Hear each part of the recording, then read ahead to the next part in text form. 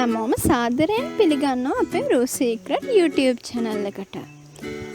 අද අපි කියලා දෙන්න හදන තවත් අලුත් රූ රහසක් ගැන. ඉතින් අපිව subscribe කරලා නැත්නම් අපි ඉක්මනින්ම subscribe කරලා අපේ අලුත්ම රූ රහස් ගැන ඉක්මනින්ම දැනගන්න bell icon එකත් click කරන්න.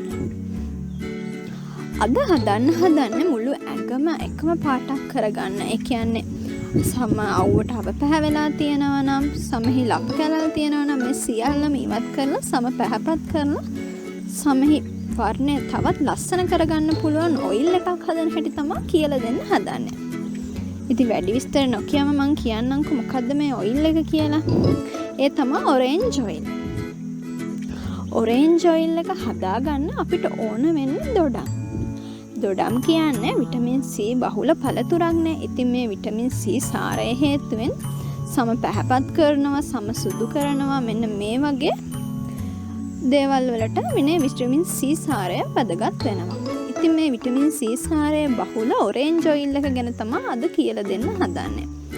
මේක හදන්න අපිට ඕන වෙන්නේ තැඹිලි පාට දොඩම්. තැඹිලි පාට දොඩම් ගෙඩි 4ක් විතරයි.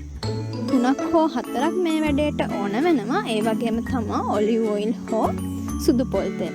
ඔයාලට මේ දෙකෙන් කැමති ඔයිල් එකක් ගන්න පුළුවන්. ඉතින් අද මම මේ අරන් තියෙන්නම් ඔලිව් ඔයිල්.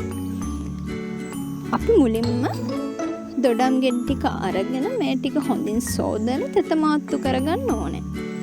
තෙත මාත්තු කරගත්තට පස්සේ මේ දොඩම් ගෙඩි වල තැඹිලි පාට කොටස පමණක්, ඒ කියන්නේ තැඹිලි පාට පොත්ත විතරක් ග්‍රේට් කරගන්න ඕනේ. මේ විදිහට ග්‍රේට් කරගත්තාට පස්සේ අපිට මේ ටික වීදුරු බෝතලයකට එකතු කරගන්න පුළුවන්. වීදුරු බෝතලයට එකතු කරලා මේ දොඩම් ටික යට යනකම් විතර මම ඔලිව් ඔයිල් එකතු කරගන්නවා. ඔයාලට ඔලිව් ඔයිල් හෝ සුදු පොල් තෙල් මේ වැඩේට භාවිතා කරන්න පුළුවන්. ඉතින් මේ විදිහට දොඩම් ටික විතරක් යට යනකම් අපි ඔලිව් ඔයිල් එකතු කරලා මේ බෝතලේ වහලා මම දවස් 5ක් විතර මේක තියනවා. මේ විදිහට තිබ්බට පස්සේ අපිට අපේ ඔරෙන්ජ් ඔයිල් එක පෙරලා, ඒ කියන්නේ දොඩම් ටික ඉවත් වෙන්න ඔයිල් ටික විතරක් අපිට පෙරා ගන්න පුළුවන්. මේ විදිහට පෙරාගත්තු ඔරෙන්ජ් ඔයිල් එක ඔයාලට දැන් භාවිතා කරන්න පුළුවන්.